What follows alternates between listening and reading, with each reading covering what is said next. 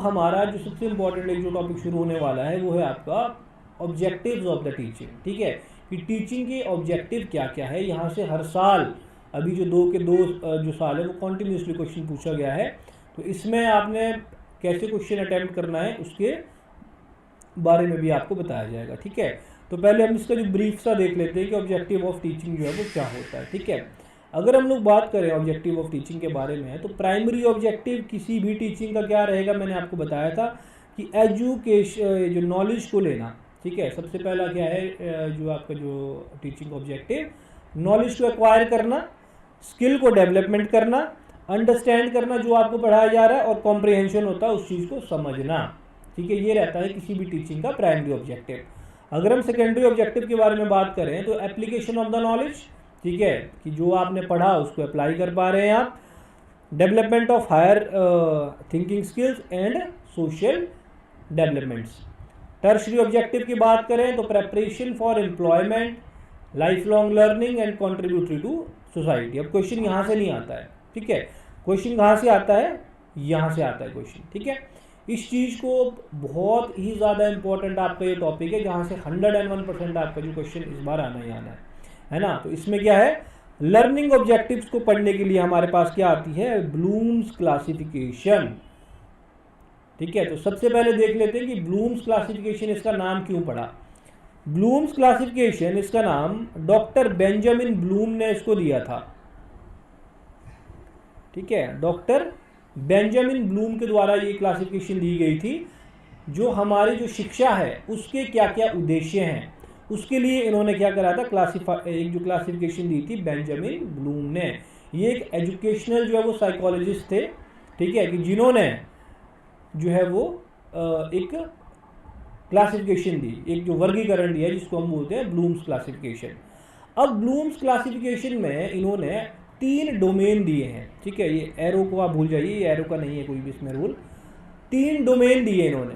Domain का मतलब होता है पक्ष। ठीक है, यानी कि भाई अगर आपकी जो लर्निंग है, अगर उसमें जो 3 चीज़ें इन्वॉल्व हो जाए तो आपकी जो लर्निंग है वो कंप्लीट हो जाती है। हमारा ऑब्जेक्टिव जो है वो जो लर्निंग का है वो कंप्लीट हो जाता है। ठीक है, अब ये 3 डोमेन कौन कौन से हैं। ठीक है, 3 डोमेन हैं आपके CAP, सिर में लगाने वाली कैप। ठीक है, इसको आप ऐसे याद कर सकते हैं। ठीक है, कौन कौन से 3 डोमेन है, CAP। C से है कॉग्निटिव डोमेन, P से है A से है आपका एफेक्टिव डोमेन। इफेक्टिव नहीं है, इफेक्टिव का मतलब कुछ और है, एफेक्टिव डोमेन। P का मतलब है आपका साइकोमोटर डोमेन। ठीक है, अब इसमें इससे पहले कि हम इन तीनों को डिस्कस करें, इस चीज़ की जो प्रेरणा है वो कहाँ से ली गई। महात्मा गांधी जो थे हमारे, उन्होंने एजुकेशनल सिस्टम में 3H की बात करी है कि 3H होते हैं भाई। अगर 3H से अगर आप ये 3H अगर किसी भी काम में मिल जाए, या अगर ये 3H आपकी शिक्षा में मिल जाए, तो जो है वो शिक्षा जो है वो संपूर्ण हो जाती है। अब ये 3H कौन कौन से हैं, हैंड, हेड, हार्ट। अब इसका कोरिलेशन इसी के साथ है, मैं आपको बताऊंगा कैसे है। ठीक है, हैंड, हेड और हार्ट। ठीक है, इस चीज़ को भी हम क्या कर देते हैं, साइड कर लेते हैं। ठीक है, अब देखिए कॉग्निटिव के जो 3 डोमेन की हम लोगों ने इसकी हमने जो 3 डोमेन की बात करी ब्लूम्स क्लासिफिकेशन में। ठीक है, CAP कैप से, उसको समझते ये होता क्या है। पहला आता है इसमें कॉग्निटिव डोमेन। कॉग्निटिव डोमेन को हिंदी में बोला जाता है संज्ञानात्मक पक्ष। संज्ञानात्मक पक्ष। कॉग्निटिव डोमेन में क्या रहता है आपका, जितनी भी चीजें आपकी थिंकिंग से रिलेटेड हैं, ठीक है, आपके हेड से रिलेटेड है, यहां से वो हेड आ गया, देखो हेड से रिलेटेड है, वो आता है कॉग्निटिव डोमेन। अब हेड से रिलेटेड या आपकी जो थिंकिंग से रिलेटेड क्या क्या चीजें हो सकती है। थिंकिंग से रिलेटेड है मतलब किसी भी सब्जेक्ट के नॉलेज को गेन करना, ये हमारे ब्रेन का ही काम है ना। तो मतलब कॉग्निटिव डोमेन को आप समझिए जो ब्रेन से जितनी भी चीज़ें रिलेटेड हैं। ठीक है, किसी भी सब्जेक्ट के नॉलेज को आप गेन कर रहे हैं, उसको अंडरस्टैंड कर रहे हैं, उस नॉलेज को अप्लाई कर रहे हैं, उस नॉलेज के बेसिस पे आप किसी न्यू नॉलेज को क्रिएट कर रहे हैं, तो जितने भी आपकी जो सोचने समझने का जो डिपार्टमेंट है, या जितने भी आपकी जो सोचने समझने का जो एक डोमेन है, उसको इसने बोल दिया कि भाई कॉग्निटिव डोमेन होना चाहिए। ठीक है, हम एजुकेशनल, हम जो लर्निंग के ऑब्जेक्टिव देख रहे हैं, ठीक है, तो मतलब कि शिक्षा में एक डोमेन आ गया आपका कॉग्निटिव डोमेन, जिसका रिलेशन सारा ब्रेन से है, जिसका रिलेशन सारा हेड से है, कि जितने भी हमारे जो सोच समझने की विचार शक्ति है, जो हमारी चीज़ों को याद करने की शक्ति है, किसी कंसेप्ट को ग्रैस्प करने की शक्ति है, उस नॉलेज को एक्वायर करके अप्लाई करने की शक्ति है, वो इसने बोल दिया कि क्या होगा, उसको क्या बोला इसने, कॉग्निटिव डोमेन बोल दिया। ठीक है, इसके नीचे लिखिए, हिंदी लिखी, वो एक्सप्लेनेशन लिखी है, content mastery and critical thinking इसमें आती है। दूसरा डोमेन आता है एफेक्टिव डोमेन। एफेक्टिव डोमेन का मतलब होता है संवेगात्मक पक्ष। ठीक है, संवेगात्मक पक्ष का मतलब होता है जितने भी इमोशंस है हमारे, ठीक है, वो इसमें आ गए आपके, जितने भी हमारे इमोशन है, ठीक है, जितने भी हमारे जो फीलिंग्स हैं, वो सारी आती है आपके एफेक्टिव डोमेन में। अब 3H में देखिए हर्ट आ गया। ठीक है, यूजुअली क्या हर्ट से मानते हैं ना सारे इमोशंस जितने भी है, कि दिल से भाई ये आदमी भी बहुत इमोशनल है ना। तो जितने भी इमोशन फीलिंग्स हमारी जिस डोमेन में आती है, उसको बोला गया एफेक्टिव डोमेन। ठीक है, इंग्लिश में लिखिए, इसमें एक्सप्लेनेशन लिखिए कि attitude building and value based education. ठीक है, जो वैल्यू बेस्ड एजुकेशन मतलब जहां पर आपकी इमोशंस और कुछ आपकी जो कुछ भावनाएं जो जुड़ी है, ठीक है, उसको बोला एफेक्टिव डोमेन। तीसरा डोमेन आता है साइकोमोटर डोमेन। साइकोमोटर डोमेन का मतलब होता है गत्यात्मक पक्ष। साइकोमोटर डोमेन का मतलब क्या होता है आपका, गत्यात्मक पक्ष, यानी जहां पर हम चीजें अपने हाथों से कर रहे हैं। ठीक है, जहां पर हमारी मूवमेंट्स या एक्शंस इन्वॉल्व हैं। ठीक है, मैंने बताया था कि चेस्ट एग्जामिनेशन आप अपने हाथ से कर रहे हैं, जहां पर भी आपकी हाथ इन्वॉल्व हो रहे हैं, जहां पर भी आपके एक्शंस इन्वॉल्व हो रहे हैं, उसको बोला गया साइकोमोटर डोमेन। अब ये देखिए 3H का हैंड भी आ गया। ठीक है, तो ये जो 3H की बात करी थी महात्मा गांधी ने, कि एजुकेशन सिस्टम जो हमारा हो, ठीक है, उसमें जो 3 चीज़ें भाई होना बहुत इंपॉर्टेंट है। एक तो हम जो किसी भी चीज़ को पढ़ें तो अपने दिमाग से, जो हमारा जो ब्रेन है वो बहुत ज़्यादा एक्टिव हो, उस कंटेंट की मास्टरी करे और जो क्रिटिकल थिंकिंग इन्वॉल्व हो। दूसरा, हमारी उसके साथ इमोशन जुड़े होने चाहिए, उस जो लर्निंग के साथ, है ना, हमारी भावनाएं, हमारे जो एटीट्यूड, हमारा जो वैल्यूज़ उसके साथ जुड़ी हो, हमारी फीलिंग्स उस एजुकेशन सिस्टम में जुड़ी हो। और तीसरा आता है आपका साइकोमोटर। ठीक है, साइकोमोटर यानी कि भाई ये नहीं कि सिर्फ आपने थियोरेटिकल नॉलेज ही लिया है, ठीक है, उस चीज़ को आपने अपने हाथ से वो स्किल आपने डेवलप करी हो। तो इस तरह के जब 3 ये डोमेन्स मिल जाएंगे आपस में, तो आपका जो है एक जो लर्निंग ऑब्जेक्टिव है वो कंप्लीट हो जाता है। ऐसा बोला था बेंजामिन ब्लूम ने। तो पहला तो यहीं से आपका जो कैप से ही आपका क्वेश्चन निकल जाता है, जो पेपर में पूछता है कि भाई जो कॉग्निटिव डोमेन में कौन सा एस्पेक्ट आता है, इफेक्टिव डोमेन में आपका जो है कौन सा एस्पेक्ट आता है, ठीक है, और जो साइकोमोटर डोमेन में आपका जो है कौन सा एस्पेक्ट आता है। इसी के ऊपर जो है वो एक बार क्वेश्चन पहले पूछा गया है। ठीक है, तो अगेन मैं आपको फिर से बता रहा हूँ कि जो कॉग्निटिव डोमेन है वो आपका ब्रेन से रिलेटेड है, हेड से रिलेटेड है। उसमें जितना भी आपका जो नॉलेज एक्वायर करना, उस नॉलेज को समझना, उस नॉलेज को प्रोसेस करना, उस नॉलेज को अप्लाई करना, ये सारा आपका किस में आता है, आपका कॉग्निटिव डोमेन में आता है। फिर जो दूसरा आता है आपका एफेक्टिव डोमेन। ठीक है, नॉट इफेक्टिव।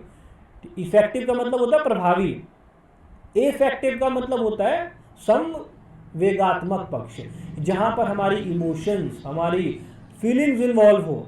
ठीक है, उसको बोला जाता है एफेक्टिव डोमेन।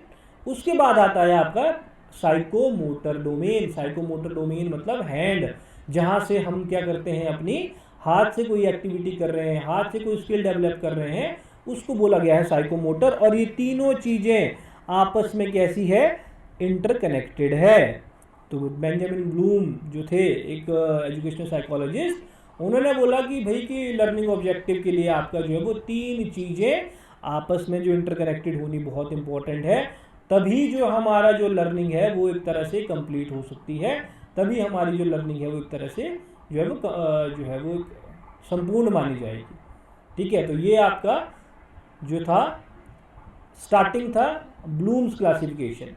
अब ब्लूम ने क्या करा, ब्लूम ने ये जो तीन डोमेन थे इनको आगे जो फर्दर हायरार्किकल ऑर्डर में इनके आगे डिवीजन कर दिए। जैसे कॉग्निटिव डोमेन को 6 इसने हायरार्किकल ऑर्डर में डिवाइड करा, उसको हम पढ़ेंगे आगे। एफेक्टिव डोमेन को 5 में डिवाइड करा, साइकोमोटर डोमेन को 6 में डिवाइड करा। अब जो दूसरा क्वेश्चन आता है वो इनके अंदर से आता है। ये क्वेश्चन तो मैंने आपको जो है वो कैप से बता दिया, ठीक है, लेकिन जो दूसरा क्वेश्चन आएगा वो आपका इनके अंदर जो हायरार्किकल एक ऑर्डर है, ठीक है, जो और इसमें डिवीजन है कि भाई कॉग्निटिव डोमेन में कौन कौन से जो वो 6 डिवीज़न हैं उनसे आता है, जो है वो फर्स्ट टाइम भी जो वो पूछा गया था एफेक्टिव डोमेन के बारे में, है ना। तो सबसे पहले हम लोग बात करते हैं कॉग्निटिव डोमेन के बारे में। ठीक है, अगर हम बात करें classification of the learning objectives के बारे में, तो ब्लूम्स क्लासिफिकेशन ऑफ द जो है वो टीचिंग थी, ये सबसे पहले 1956 में जो है वो इंट्रोड्यूस हुई थी। और किसने करी थी, डॉक्टर जो बेंजामिन ब्लूम ने करी थी, है ना। Bloom's taxonomy provides a framework for classifying the educational goals, objective and outcomes in hierarchical manner. Hierarchical manner बहुत इंपॉर्टेंट वर्ड है, ठीक है, कि एक हायरार्की है, नीचे से ऊपर की तरफ एक क्रम है, एक ऑर्डर है, उसमें इन्होंने बताया।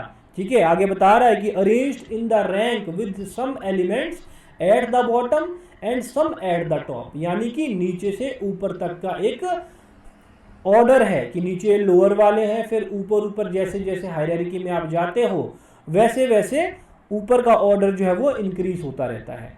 ठीक है, emphasising the development of higher order thinking skill. तो जो फर्स्ट डोमेन की हम लोग बात करेंगे वो है आपका कॉग्निटिव डोमेन। कॉग्निटिव डोमेन, ठीक है, फर्स्ट डोमेन कौन सा है आपका, कॉग्निटिव डोमेन। मैंने आपको बताया कि जो कॉग्निटिव डोमेन, ठीक है, अगेन आपको बता रहा हूँ CAP, जो 3 डोमेन बताए, है ना, बेंजामिन ब्लूम ने। तो कॉग्निटिव डोमेन जो है वो 6 इसके जो कॉग्निटिव डोमेन को डिवाइड किया है इसने जो 6 हायरार्किकल ऑर्डर में, इफेक्टिव डोमेन को डिवाइड किया है 5 में, और साइकोमोटर को इसने अगेन जो है वो 6 में डिवाइड किया। अब ये जो 6 है वो कौन कौन से हैं वो हमने देखने हैं। ठीक है, ये जो क्लासिफिकेशन है आपके पास, ये है बेंजामिन ब्लूम का 1956 का क्लासिफिकेशन, 1956 का क्लासिफिकेशन है। ठीक है, देखो यहाँ से नॉलेज,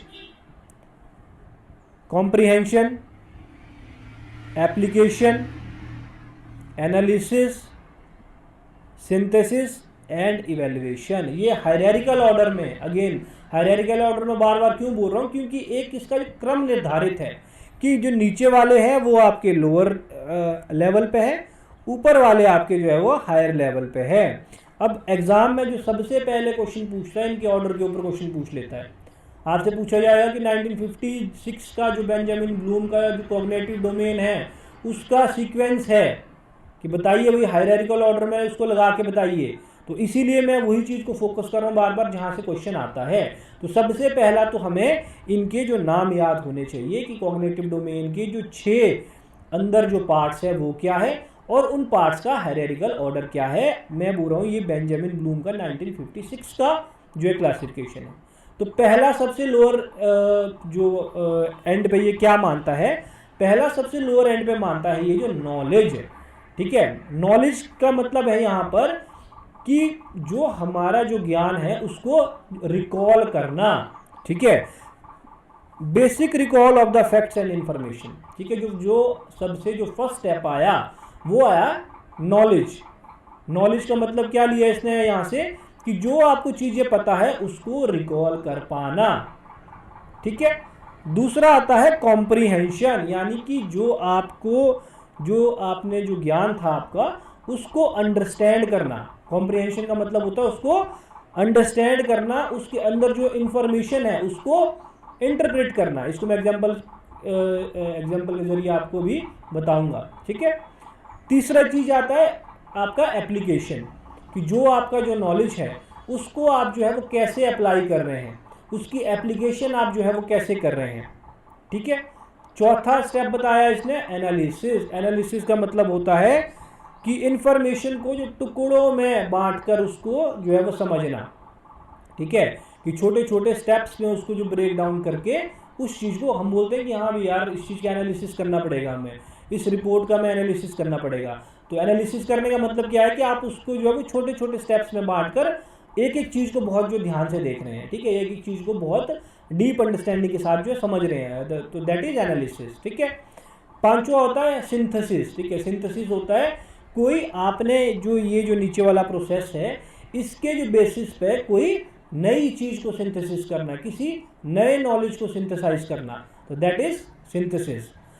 छठा आया आपके पास इवैल्यूएशन। इवैल्यूएशन होता है इवैल्यूएट करना, जज करना कि भाई जो हमने एजुकेशन जो भी लिया, जो हमारा है उसके जो क्या इसकी वैल्यू है, ये यूजफुल था नहीं था, उस चीज़ को जो जज करने का काम है उसको बोलते हैं इवैल्यूएशन। अब मैं आपको एग्जांपल के जरिए इसको जो है समझाने की कोशिश करता हूँ कि जो कॉग्निटिव डोमेन में 6 हमारे जो है एक हायरार्किकल जो स्टेप्स हैं उसका जो क्या क्या मतलब है। ठीक है, मान लीजिए सपोज कीजिए कि मैं आपको एक आम बात का चिकित्सा सूत्र आपको जो है वो याद करने को देता हूँ। ठीक है, आपने ओपीडी में हमारे पास एक आम बात का पेशेंट है और आम बात का मैंने बीएमएस के स्टूडेंट को बोल दिया कि भाई पहले इसका जो चिकित्सा सूत्र जो श्लोक है उसको आप जो है वो याद करके आइए। तो उस बच्चे ने क्या किया, घर गया और उस श्लोक को नेक्स्ट डे वो याद करके ला रहा है। तो फर्स्ट स्टेप आया हमारे पास उसका नॉलेज, कि उस श्लोक को वो क्या कर पा रहा है, जो रिकॉल कर पा रहा है ओपीडी में। ठीक है, तो फर्स्ट स्टेप आ गया आपका जो knowledge to recall the information, कि जो आम बात का श्लोक था उसको पहले वो रिकॉल कर पा रहा है। ठीक है, पूरा संस्कृत का श्लोक उसने रिकॉल कर दिया। दूसरा हमारे पास स्टेप आता है कॉम्प्रीहेंशन, कि वो जो श्लोक है, जो चिकित्सा का सूत्र बताया, उसको वो हिंदी में समझ रहा है। ठीक है, फर्स्ट स्टेप में सिर्फ उस श्लोक को रिकॉल कर पाया वो ओपीडी में। ठीक है, लेकिन दूसरे वाला जो स्टेप है हमारा कॉम्प्रीहेंशन, इससे ऊपर का स्टेप है ना। पहले तो बेसिक इंफॉर्मेशन को रिकॉल करना है, उसके बाद इससे ऊपर का स्टेप आता है कॉम्प्रीहेंशन। कॉम्प्रीहेंशन में वो जो आम बात का जो है उसका जो श्लोक था उसको वो क्या कर पा रहा है, उसको जो रिकॉल कर पा रहा है, सॉरी रिकॉल आपका नीचे हो गया, उसको अंडरस्टैंड कर पा रहा है कि उसमें जो है वो आचार्यों ने जो किस किस तरह से जो है वो चिकित्सा बताई। तीसरा स्टेप आया एप्लीकेशन, की अब वो पेशेंट के ऊपर उस चीज को अप्लाई कर रहा है। जो उसने श्लोक के अर्थ को समझा, जो उसमें बताया गया था, उसको वो अब क्या कर रहा है, पेशेंट के ऊपर अप्लाई कर रहा है। तो जो थर्ड स्टेप हमारे पास आ गया वो आया हमारे पास एप्लीकेशन। चौथा है एनालाइज करना। अब उसने क्या कर दिया कि जो ट्रीटमेंट के प्रोटोकॉल में उस आचार्य ने बताया था श्लोक, उसको उसने अप्लाई कर दिया पेशेंट पे। अब एनालाइज करेगा वो। ठीक है, अब जो पेशेंट के हर एस्पेक्ट को एनालाइज कर रहा है, वो दोषों के हिसाब से उसकी चिकित्सा हुई कि नहीं हुई। ठीक है, उसकी जो लैब इन्वेस्टिगेशन की उसकी जो रिपोर्ट्स है, कौन सा दोष बढ़ा है, उसके हिसाब से हमने जो किस तरह से उसकी सूत्र से उसकी चिकित्सा की, उस चीज़ को एनालाइज कर रहा है। तो एनालाइज में क्या होता है कि breaking down the information into parts. ठीक है, कि छोटे छोटे स्टेप्स में हर एक छोटी छोटी चीज़ को जो है वो तोड़ तोड़ के उसको उसने एनालाइज किया। पांचवा स्टेप क्या आया, सिंथेसिस, कि अब उसने क्या करा कि जो हमारा पेशेंट था जिसके ऊपर हमने चिकित्सा करी, उसने एनालाइज कर दिया। अब उसको पूरी तरह से उस चीज़ को उसने समझ के सिंथेसिस करा, कि पूरे अपने जो उसका जो नॉलेज है, नए नॉलेज को उसने अपने अपग्रेड किया। हो सकता है पेशेंट उसका इम्प्रूव हो गया। ठीक है, उसकी कुछ और उसको कुछ नई चीज़ें पता चल गई, या मान लो सपोज कीजिए उसने उस पेशेंट के ऊपर एक उसने केस रिपोर्ट बना के लिखी। ठीक है। तो सिंथेसिस करा ना उसने अपने नॉलेज को, कि जो उसने इन जो नीचे के 4 स्टेप की फाइंडिंग्स थी उसको उसने क्या करा, फिर कंक्लूड करा और न्यू नॉलेज की सिंथेसिस करी, जो न्यू नॉलेज को जो है वो क्रिएट करा। ठीक है। तो इसमें क्या आता है, combining elements to create the new ideas. ठीक है। लास्ट स्टेप आया इवेल्युएशन, कि उसने पूरे इस इवेंट को अब इवेल्युएट करेगा, वो जज करेगा कि मेरा जो इतना जो सब कुछ करने का क्या फ़ायदा हुआ पेशेंट को, उस क्या उसका नुकसान हुआ, उस चीज़ को क्या कर रहा है, वो वैल्यू कर रहा है, उस चीज़ को जो जज कर रहा है। तो ये आपका जो है वो कोग्निटिव डोमेन का 1956 का जो है वो एक हमारे पास हायरार्किकल ऑर्डर थे, और एग्जाम्पल के साथ मैंने आपको इसके जो 6 स्टेप आपको यहाँ पे समझाए। अब इसमें एक और तरह का जो क्वेश्चन पूछा जाता है पेपर में, वो आता है कि ये जो ऑर्डर था वो था आपका 1956 का, इसको अपग्रेड किया गया इस ऑर्डर को 2001 में। ठीक है। 2001 में इसके ऑर्डर को अपग्रेड किया। अब कैसे अपग्रेड किया, इसको अपग्रेड करने वाले थे एंडरसन और कार्थवोल। ठीक है। अब कई बार इससे जो है वो क्वेश्चन पूछ लेता है। अब देखो इसमें जो इसने जो सेम बातें बताई है, मैं दोनों स्लाइडें आपको बता दूंगा। फर्क क्या है, फर्क सिर्फ इतना सा है कि ये जो 1956 का ऑर्डर था ये नाउन की फॉर्म में इसने लिखा था, नाउन। ठीक है। 2001 में जब एंडरसन और कार्थवोल ने इसको अपग्रेड करा तो वर्ब की फॉर्म में किया। डिफरेंस कुछ नहीं है। ठीक है। शब्दों का हेरफेर है सिर्फ। अब देखिए इसमें ये बता रहा था कि फर्स्ट स्टेप है आपका नॉलेज, है ना। नॉलेज में आपको मैंने क्या बताया था कि नॉलेज का मतलब होता है किसी चीज़ को रिकॉल करना या किसी चीज़ को रिमेंबर करना। ठीक है। तो इसने 2001 में उसका नाम चेंज करके रिमेंबर कर दिया। बात बिल्कुल सेम है। अब एग्ज़ाम में वो कई बार आपको ऑप्शन देखना पड़ेगा कि वो इस वाले ऑर्डर के ऑप्शंस लिख रहा है या आपके 1956 के जो है ऑप्शंस लिख रहा है। अगर तो पर्टिकुलरली पूछ रहा है कि 2001 का जो ऑर्डर है या मान लो एंडरसन और कार्थवोल की जो टैक्सोनॉमी है उसके हिसाब से बताओ, तो फिर तो आपको यही वाला ऑर्डर बताना पड़ेगा। ठीक है। अगर वो ऐसा कुछ नहीं पूछ रहा है, वो 1956 के हिसाब से पूछ रहा है, तो ये बताएगा। ये दोनों सेम है, सिर्फ एक जगह डिफरेंस है, वो मैं आपको बता देता हूँ। ठीक है। नॉलेज, इससे पहले हमने जो नॉलेज का मतलब क्या बताया था आपको, जो रिमेंबर करना, रिकॉल करना, है ना। तो 2001 में इसने इसका जो नाम चेंज करके रिमेंबर कर दिया। ठीक है।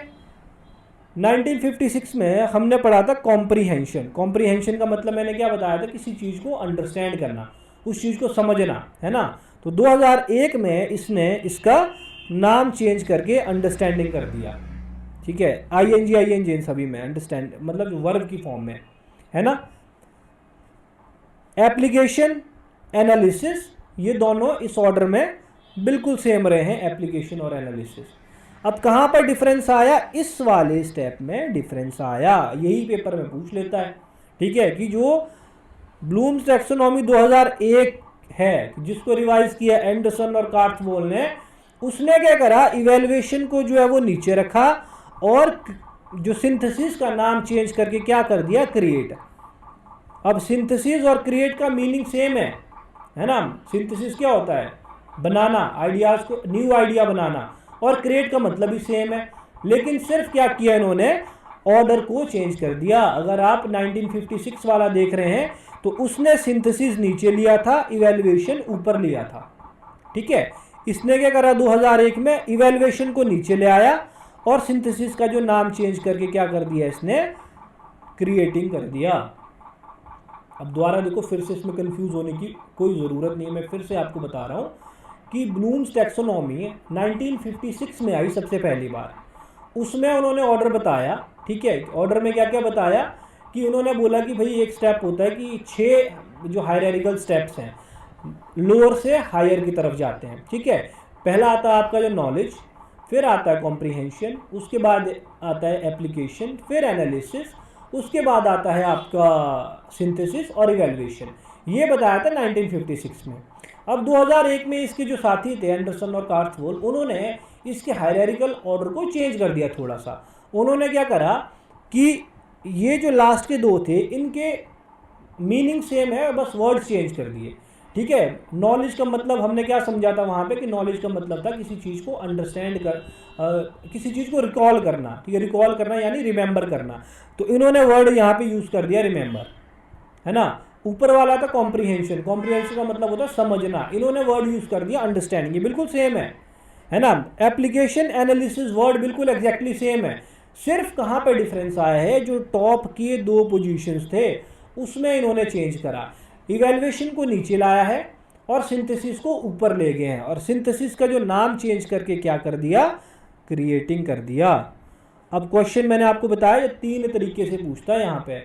एक तो आपका जो CAP कैप से क्वेश्चन पूछता है, एक इसके जो हायरार्किकल ऑर्डर हैं उनसे क्वेश्चन पूछता है कि भाई ये बताइए कि इनका हायरार्किकल ऑर्डर कैसा है, नीचे से ऊपर के लिए बताइए, ऊपर से नीचे के लिए बताइए।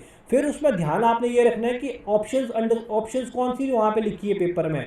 अगर तो ये सारी मान लो क्रिएटिंग वाली ऑप्शंस है तो आपका ध्यान जाना चाहिए कि 2001 में जो टैक्सोनॉमी बताई है उसके हिसाब से ऑप्शंस बनेगी। अगर जो ऑप्शंस आपकी दूसरे वाली हैं तो आपको उसके अकॉर्डिंग आंसर लेना है। ठीक है, एक तो हायरार्किकल ऑर्डर के ऊपर इसका आंसर हो गया। तीसरा जो इसमें कई बार क्या कर देता है, इसमें जो वर्ड्स दे देता है ना, कि बताइए कि भाई ये जो वर्ड्स है वो किस जो है वो डोमेन में फिट होते हैं। जैसे मान लो रिमेंबर वर्ड में कौन कौन से हो सकते हैं आपके। अब मान लो मैं आपको बोलूँगा जी give the definition of diabetes mellitus, है ना, डिफाइंड डायबिटीज मेलाइटस। तो क्या हो रहा है, डिफाइंड वर्ड किस चीज़ को बता रहा है कि आपने रिमेंबर करके वो चीज़ लिखनी है ना। जो हमारे जो बुकलेट्स मैंने आपको दी हुई है, ठीक है, जो भी बुक्स हैं उसके एग्जाम्पल्स मैंने लिखे हुए हैं कि जो रिमेंबर वाले डोमेन में आपके जो कौन कौन से एग्जाम्पल्स आ सकते हैं। अंडरस्टैंडिंग वाले डोमेन में जैसे मान लो अगर वर्ड उसने लिख दिया डिफाइन, है ना, तो डिफाइन का मतलब कि रिमेंबर करके भाई कि सोच के याद करके लिखो, तो वो किस डोमेन में फिक्स होता है आपका रिमेंबर। अगर लिखा कि इलेबोरेट दिस टॉपिक, इलेबोरेट का मतलब क्या है कि अंडरस्टैंड करके भाई आप उसको इलेबोरेट करेंगे अपनी भाषा में, तो वो अंडरस्टैंडिंग के लेवल पे जो है वो आपका फिट होता है ना। या लिख दिया कि अप्लाई दिस नॉलेज, तो एप्लीकेशन की उसमें आपका फिट होता है। अगर लिखेगा कि divide it into the tables, या है ना, या ड्रॉ द फ्लो चार्ट्स, तो किसमें एनालिसिस में मैंने क्या बताया था, तोड़ के चीज़ों को लिखना। तो फ्लो चार्ट्स में क्या करते हैं आप, चीज़ों को तोड़ के लिख रहे हैं, तो वो एनालाइज वाले जो है वो सेगमेंट में फिक्स होगा। ये इसमें बनता है जो लास्ट जो टाइप ऑफ क्वेश्चन बनता है। एग्जाम्पल्स जो भी वर्ड्स के थे वो मैंने आपकी ऑलरेडी जो बुकलेट्स में आपकी जो किताबों में वो आपको जो है वो लिख दी है। तो ये आपका जो कॉग्निटिव डोमेन है, एक जो बहुत इंपॉर्टेंट एक डोमेन था, वो हमने आज जो है वो डिस्कस करा। और इसके ऊपर जो क्वेश्चन जो है वो एक या दो क्वेश्चन आपको जो डेफिनेटली जो है वो एनटेट में जो है वो देखने को मिलते हैं। ठीक है, इसके हम अब क्वेश्चन कर लेते हैं कि किस तरह का क्वेश्चन पूछता है। स्टेटमेंट 1 देखिए कि knowledge comprehension and application level in the Bloom's taxonomy belongs to the higher level of the cognitive. ये बोल रहा है कि भाई कि नॉलेज कॉम्प्रीहेंशन और एप्लीकेशन जो है ये ब्लूम्स टैक्सोनॉमी में हायर लेवल पे आते हैं। दूसरा स्टेटमेंट है organisation and characterisation belong to the higher level of affective domain. ये इफेक्टिव डोमेन हम आगे पढ़ेंगे। तो पहली स्टेटमेंट ही गलत है आपकी। इसमें जो नॉलेज कॉम्प्रीहेंशन और एप्लीकेशन कहाँ पे पढ़ा था हमने, जो लोअर एंड पे आता है, ये हायर एंड पे नहीं आता है। हायर एंड पे आपके सिंथेसिस और इवैल्यूएशन है। ठीक है, तो स्टेटमेंट 1 इसमें जो है वो रॉन्ग है और स्टेटमेंट 2 इसमें करेक्ट है। ये हम आगे पढ़ेंगे। ठीक है, इफेक्टिव डोमेन में भी आएगा। Which of the sequence of the taxonomy of the cognitive domain as per Anderson and Krathwohl taxonomy। अब ये बता रहा है कि एंडरसन और कार्थवोल टैक्सोनॉमी मैंने क्या बताई, 2001 की जो टैक्सोनॉमी है उसको एंडरसन और कार्थवोल टैक्सोनॉमी बोला जाता है। उसका आपने सीक्वेंस लगाना है कि किस किस सीक्वेंस में इसने दिया। ठीक है, ऑप्शन दिए रिमेंबर, अंडरस्टैंडिंग, एनालाइज, अप्लाइंग और इवेलुएटिंग। आईएनजी जहाँ पे लगेगा लास्ट में वो आपने समझ लेना है कि एंडरसन और कार्थवोल की टैक्सोनॉमी है, क्योंकि वर्ब की फॉर्म में बताया उसने, है ना, आईएनजी क्रिया की फॉर्म में बताया है। तो मैंने सबसे पहले आपको क्या बोला था कि सबसे पहले क्या आता है, सबसे पहले आता है किसी चीज़ को रिमेंबर करना, है ना। तो रिमेंबरिंग आएगा आपका सबसे पहले, ए ऑप्शन सबसे पहले आएगा। उसके बाद अंडरस्टैंडिंग आना चाहिए, ठीक है, फिर बी आएगा आपका ऑप्शन, फिर आएगा आपके पास अप्लाई डी, और फिर आएगा एनालाइज, और लास्ट में इवेलुएट है, आंसर विल बी सी। ठीक है, यानी कि पहले ये आना चाहिए, दूसरा अंडरस्टैंडिंग आना चाहिए, तीसरा अप्लाई होगा, चौथा एनालाइज होगा, और पांचवा इवेलुएट होगा।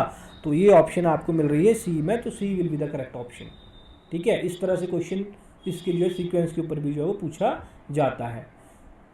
विच level of the Bloom's taxonomy involves the making judgments about the values of the ideas and material, है ना। वैल्यूज ऑफ मतलब वैल्यू जज करना, मैंने आपको बताया था कि कोई भी आपने किसी भी चीज़ को जब आप उसको जो वैल्यू उसकी असेस कर रहे हैं, इवेलुएट कर रहे हैं उसकी वैल्यू, ठीक है, कि भाई इस जो चिकित्सा को करके हमारे को फ़ायदा हुआ कि नहीं हुआ, उसको जो जज कर रहे हैं, तो वो आपका किस में आएगा, इवेल्युएशन, है ना। रिमेंबरिंग में नहीं आएगा, रिमेंबरिंग में क्या था, रिकॉल ऑफ इंफॉर्मेशन। अंडरस्टैंडिंग में क्या था, उस चीज़ को जो है वो समझना, जैसे इलेबोरेट वर्ड उसके लिए यूज़ किया जा सकता है कि भाई समझ के लिखिए। क्रिएटिंग में क्या बोला था हमने कि न्यू आइडियाज़ को बनाना, ठीक है, सिंथेसाइज करना। और इवेल्युएटिंग में मैंने क्या बताया था आपको, किसी भी चीज़ को इवेल्युएशन करना, उसको जज करना, उसकी वैल्यू देखना कि भाई ये चीज़ कितनी फ़ायदेमंद है, तो वैल्यू ऑफ आइडियाज़ आएगा आपका इवेल्युएशन में, इवेल्युएटिंग में। ठीक है, तो ये आपका आज हमारा यहीं तक करते हैं। ठीक है, इफेक्टिव डोमेन हमारे जो है वो कल देखते हैं।